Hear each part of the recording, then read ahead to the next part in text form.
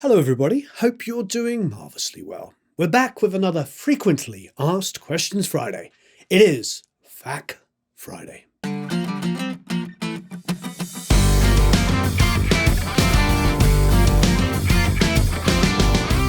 So what an amazingly fun week it's been. We started off on Monday breaking down Alanis Morissette's Jagged Little Pill with the engineer who recorded it, Chris Fogel. It was a lot of fun. You can download all of the track sheets from that record. It's showing you how he recorded it on ADATs of all things. It's amazing because it's essentially a 40 million selling album, which 99% of it is a demo. It is the songwriting demos that Glenn and Alanis did with Chris in Glenn's studio. And it's on ADATs. So if there's anything in the world to prove, that you don't need to spend $1 million on gear to make something incredible, that pretty much does it. Alanis came out with these incredible songs that she wrote with Glenn, just came straight out of the gate with such great stuff. And she said a lot. I mean, she really spoke to a lot of people. If you haven't already, go and check out that video, download the multi-track sheets. You can see how it's essentially like just drum loops, electric guitars played by Glenn, Moog bass. Sometimes that's all that's on it with, of course, Alanis' amazing lyrics and vocals and her playing harmonica. There's a handful of songs that's just the two of them only playing on it. There's only a few songs with additional drums, additional live bass player, and one song, of course, you ought to know, with Flea playing bass and Dave Navarro playing guitar. It's a very stripped down, basically recorded record that went off and sold 40 million copies. So that was Monday. Tuesday, we tried out the Jay-Z Amethyst. That was a lot of fun. I think we filmed that and edited it Monday and Monday night to go up on Tuesday. And it was wonderful. It was a cover. We did actually, because I was up till 2:00 in the morning. I remember. And Eric was probably up later. We did a cover of Fire and Water, one of my favorite songs. I did it specifically because the Jay-Z microphone has been compared to a 67, even though, of course, it is not a tube mic like the U67. I thought, hey, let's try it on a more gritty blues rock song.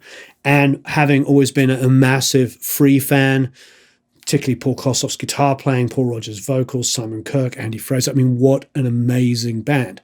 So we did that. You can download those multi-tracks. So Monday, you can download Alanis Morissette's track sheets. Tuesday, you can download the multi-tracks to my cover of Fire and Water. You can mix them. You can add your own stuff. Wednesday's fantastic. Wednesday, with Henning Pauly and Glenn Fricker, we launched a brand new mixing competition. Henning worked with this band called Campaign Like Clockwork. The song is called Patiently. We have $23,000 worth of prizes, from Lewitt microphones to Audient interfaces to Kali audio monitors, Odyssey headphones, Stealth Sonics in-ears, Lancaster audio impulse responses, Pro Mix Academy, everything bundle, all the courses, and of course a lifetime membership to produce like a pro, plus Embody Reveal Plus, which is a software that emulates incredible rooms, great studios, and my studio. You can actually hear what it sounds like to sit here. It's the Focals and the Genelecs, and you can go in and listen what it would be like sitting in my room. All of these things are prizes in the mix competition. Very, very excited. There's 1 month to enter it. You can post it on SoundCloud and YouTube, but make sure you send in an MP3 to us to judge it. The last competition had over 6,000 entries. We ship entirely worldwide. In fact, it was so wonderful that we shipped entirely worldwide that one of our winners, who would be excluded from most competitions, he came in second. He got the front page of his newspaper, and he wrote to me and said he's now booked for 2 solid months. That is why we do mixed competitions like that, and that is why we always make sure that the people that sponsor us will allow us to ship worldwide, and if they don't allow it, we will pay for it. They don't make any money on these. These are purely and simply to get people motivated and make music, well, mix music. Rate My Mix has been a great site for us. We've really been able to share a lot of stuff. This is the 3rd mixing competition we've done there, and expect one every 6 weeks to 2 months for as long as you can imagine. Thank you all of the manufacturers, Lewitt, Audient, Cali, Odyssey, Stealth Sonics, Lancaster, ProMix, Produce Like a Pro, and of course Embody, for giving us all of this amazing equipment to give away. And last but not least was yesterday, the plugin alliance, the Brainworks AMEC EQ200. I've got to say, this might be my favorite bus EQ plugin that I've ever tried. I know there's lots of fancy ones and really nice ones that do compression and EQ and blah, blah, blah. And this, I'm very superstitious of it. I want to mix my music, individually tracked, bus things, but by the time it hits the master bus, it's got to be the best sounding EQ I can put on there. I'm used to, and I'm spoiled, I'm used to using an SSL 4000 with Pultex on my master bus and an SSL 4000 bus compressor. I have also used, of course, the Tegeler and continue to use the Tegeler Cream, which is one of the best all-in-ones. So for me, it's hard when you're looking at like $10,000 plus dollars, or even a couple of thousand, $2,000 to $3,000 for the Tegeler. It's very hard to then stick like a $29 EQ plugin on my master bus. It's nerve-wracking. I'd rather not put anything on there and let a mastering engineer take care of it. So when I first saw this plugin and I opened it up, I got really, really excited. Try it out for yourself. It's really fantastic. If you've already got the Brainworks or the Plugin Alliance bundle, you can add it to your bundle. And they do have a deal on it at the moment. It's still relatively expensive, but bear in mind, it emulates about $40,000 worth of equipment. So for a few $100s, you get access to it. And trust me, it sounds bigger and better and wider and more expansive than anything else that I put on my master bus that does EQ only. It's the only thing so far that I would trust on there. Really impressed. The mono feature on the low end, the width feature, but most importantly for me, the fact that I can sit there and I can listen to EQ points, it will allow me to dial in the low end really amazingly. I think we'll do a video on dialing in low end using it. I think it's going to be an amazing tool for that. Anyway, you can win one of 10 copies of that. 10 copies. Of course, with the Jay-Z mic, you can win one of those as well. And don't forget, you can download multi-tracks from the Jay-Z mic. And you can hear for yourself, and you can decide whether you love that mic or not. When I review these things, I am not going, this is an absolute and you must have it. You should try everything that I've tried. Try the free trial, see if you like the products. Download the multi-tracks of the microphone, see if you like the way it sounds. They're all recorded through the Audient. You all get to hear something comparable that you can understand what it will sound like for you. No way are we saying, rah, rah, rah. It's not about wagging our finger and telling people what's right or wrong. We try them out, we love what we love, and you get to try them yourself, and you get to download those multi-tracks and use them for yourself. Mix them. Take My Fire and Water, add some production to it, re-sing it, play a new guitar solo. Try all kinds of fun things. So let's get on with frequently asked questions. Friday, Fact Friday. If you haven't already, please go to producelikeapro.com, sign up for the email list, and of course you can try the 14-day free trial, or you can just join Produce Like a Pro Academy. It's pretty amazing. We have nearly 4,000 people in there now that are all an incredible community that helps each other. People elevate their mixing and their production skills almost immediately of getting in there because there's so many people that help. So please check that out. All right, let's get into some questions. Should vocals pop out of a mix or simply blend in? I would say the answer really is radio, or in modern circles, Spotify. When it came to doing radio mixes, the first thing a label would want to do is take the vocal up mix. They want the vocal sitting that far above. In the world of Spotify, vocals tend to sit very, very loud. The reason why it works on radio particularly well is because a lot of radio stations would run limiting across their output. So if you had a vocal that was sitting that far above the mix with the limiting, even though it would push it back in, it wouldn't destroy it completely. It would still be pretty audible and upfront. Plus, quite obviously, you want a loud vocal because you want people to sing along and remember the lyrics that you're singing. And that is something that I carry through to this day. I tend to mix songs a little vocal-centric, a little hot on the vocals. But also, I will do a vocal up and I'll do an instrumental. And increasingly, people are having us make stems. And I mean proper stems, not tracks, like stems, like a TV mix, which would be the mix with the backgrounds, but no lead vocal. An instrumental, no vocals, no backgrounds, nothing, just the band playing, the music playing. A vocal stem on its own for remixers who want to take the vocal and do it. And now like stereo drums, stereo guitars, stereo keyboards, the programmed elements, taking all of those and using them as well. Ultimately, that is the world of pop. And when I mean pop, I don't mean just, talking about Ariana Grande. I mean like popular music, radio music, Spotify. But if you want a classic 70s rock feel, you want the Rolling Stones, you want Zeppelin, you want Pink Floyd.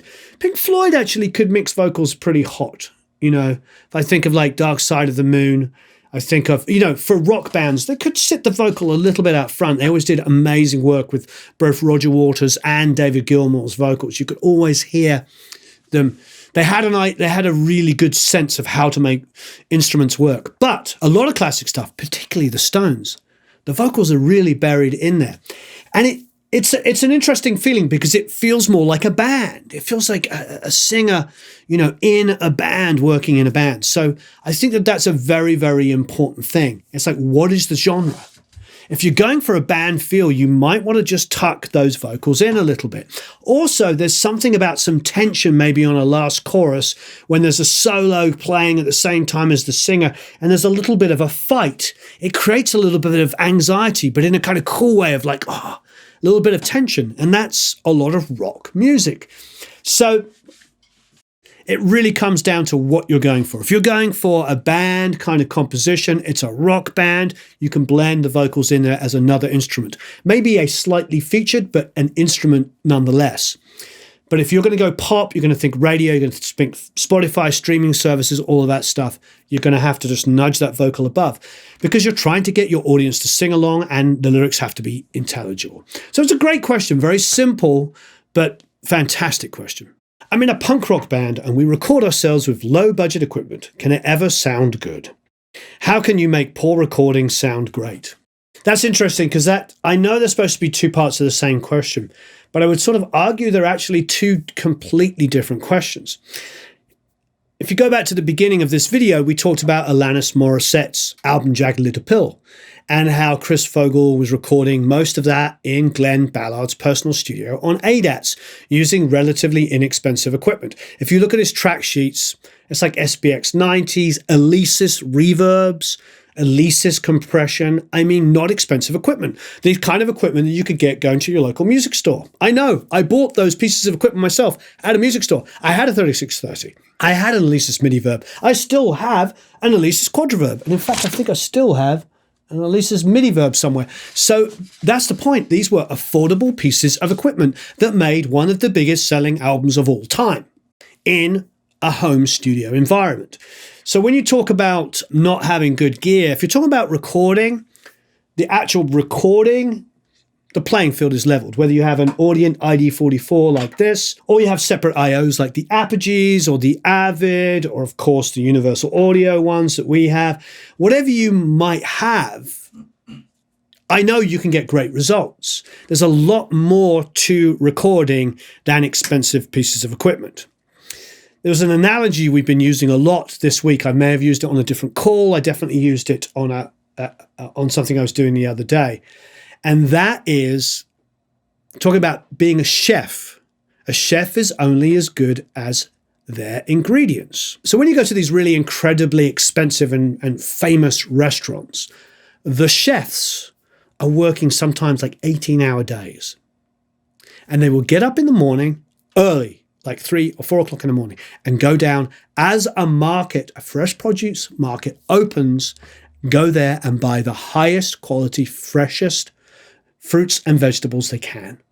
And with those incredibly fresh, high quality fruits and vegetables, they will taste them, they'll make sure they're high quality. They will then cook. Maybe they cook them really simply, lightly fried with a bit of olive oil. And I'm telling you, I've been to Greece. And if you're in a local village in Greece where they're making their own feta cheese and they're picking their own tomatoes and they bring out a salad, it is like heavenly. love Greek food, but it's heavenly because it's locally grown, beautiful produce. Why am I talking about this? Well, for us as engineers and producers, the inexpensive Audient I/O, the inexpensive whatever I/O you may have, doesn't have to be an Audient. Anything affordable that you have isn't really going to make or break your recording. It's going to be many, many things, but the most important things are the song, because you can have a crappy recording of an amazing song and the amazing song will shine through. There's plenty of hits that prove that just sound like totally lo-fi. I mean, when I think of Louis Louis, Louis Louis, oh, I mean, I mean, it's one of the most important songs of all time. It's an amazing rock song. It's like garage rock at its finest. I wouldn't want that to be re-recorded, in the early 80s on a SSL 4000, as much as I like them, with 100 grams worth of mics. No, give me that. Give me the Stooges raw power. Like, you're saying you're a punk rock band? Go and listen to the Stooges raw power and listen to Bowie's mix with like the guitar far too loud on Search and Destroy and all those things that are wrong with it. And tell me that is not the best thing you've ever heard from punk rock. So to me, it is really just about the song and the performances. And the performances don't mean, and I know this is counteractive, this does not agree with all the other millions of YouTube channels that talk about modes and performances and technique and are over-analyzing. Great music barely has any of that in. And then the music that's written specifically like that tends to suck, except to musicians and only a small echelon of musicians. Most music that we grew up loving is played by people that are learning as they go, that are passionate and love something, and more importantly, have something to say. Understanding their modes, maybe they did, but quite frankly, they probably didn't. If you're in a punk rock band, you've got great songs, you have something to say, and you record it as well as you possibly can, that is a massive step.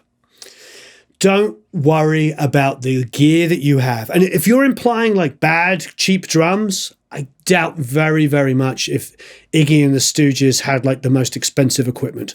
I have recorded bands that have done well, that have had beautiful DW kits and beautiful Yamaha kits and beautiful everything kits. I've also recorded bands that have done really well that have a very dilapidated Maxwin kit. Anybody remember a Maxwin? A Maxwin was even below the Pearl Export. It was the entry level. And where a Pearl Export was about $500 or $600 back in the day, the Maxwin was about $200 or $300. And that was the full drum kit. You bought the whole thing ready to go. So, and I've made records that have sold several million copies based off that. It's not about the gear. Of course, having great gear can be a really inspiring thing.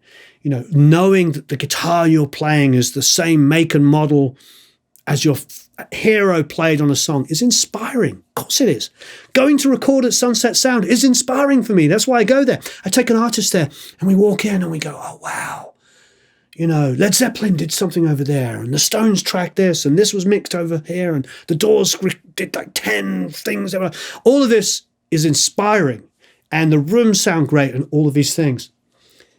That's a big part of it. But ultimately, Alanis Morissette, raw power, I mean, the list is massive. The Beatles' first recordings, all done on 4 tracks. Some of the stuff, most of it was done completely live with 1 or 2 overdubs. There is no real rules of like what proper gear is. Now, if you're telling me there's other constraints, that's different. If you are a live band but you have nowhere live to record, that's a different kind of thing as well. But you could take your 8-input interface, if that's what you have, and go to a space and set up some mics and record it there. My point is like all of these things are made to be overcome. It doesn't matter, what you have really, because if you can find a way to overcome it, it sort of adds to it. Not sort of adds to it. It adds to it. It adds to it. Being in a room where you're like banging out a punk rock song, you've got something to say, especially in this world at the moment where so many people have strong opinions. I mean, there's a lot going on in the world. We could all debate that for hours. I'd rather not. But the point is like we all are very passionate about so many things. And if you want to say that and bring it out in your music, that is more important than the microphone you use, the guitar you use, the cable you use, the mic pre. All of that is secondary. When I go and listen to like Bob Dylan and I hear, It Ain't Me, Babe, and he's singing this song to this girl, and he's saying he's not the one for her. I mean, it's guitar and vocal. I'm talking into a LCT 540S here. This is the microphone we're using. And that could have been that microphone. It could have been a U47 and a KM56. Probably was a U47 and a KM56. It was probably done in a really nice studio. But that microphone there is an affordable microphone that they could have somewhat placed in the center between his vocal and his acoustic and captured it. And it still would be It Ain't Me, Babe. And it still would be one of the most important songs ever. Same could be said of, pretty much. I did a cover the other day of Needle and the Damage Done. I don't know how that was recorded. Probably two expensive microphones. Maybe it wasn't. Maybe it was just one. That's my point. It doesn't matter. So do what you can. Get whatever you have to say out there. Make music that is really important. Don't worry too much about all of these different things that people talk about, because ultimately great music was always made by people just flying by the seat of their pants, making it up as they go. We're here as a community to help and encourage people to make great music. So thank you ever so much for listening and watching. Have a marvelous time recording and mixing. Please download the multi-tracks for the mixing competition. Enter. The prizes are incredible. Download the track sheets from Monday's video about Alanis Morissette and that incredible album. Don't forget to download the multi-tracks from the Jay-Z mic demo of me doing Fire and Water. Mix it. Put it up. I'd love to hear it. If you're an Academy member, put it up in the Academy. I want to hear those mixes. Do some overdubs. Reproduce it. Re-sing it. Do whatever you like. Put a new drum part on it. Replay the guitars. Replay the bass. Whatever you choose to do would absolutely wonderful. And of course, try out some free trials of any of these plugins that we try so you can see what you think as well. I can tell you what I like and why I like it, but there's nothing better than getting a free trial of it and trying it out yourself and seeing whether it works for you. And of course, once again, downloading those multi-tracks so you can hear if you even like the sound of the mic that I may have loved. Thank you ever so much for being so wonderful. Thank you for being an incredible community. So just a few days ago, we hit 400,000 subscribers. It's absolutely huge. Thank you ever so much for being so incredibly supportive. I really appreciate it. I can't say enough good things about everybody here. Please leave a bunch of comments and questions below. Help each other out. Help solve each other's stuff. This is a time in the world to come together and be supportive of each other. I really appreciate everybody. I appreciate everything that you do for each other, and have a marvelous time recording and mixing. Bye.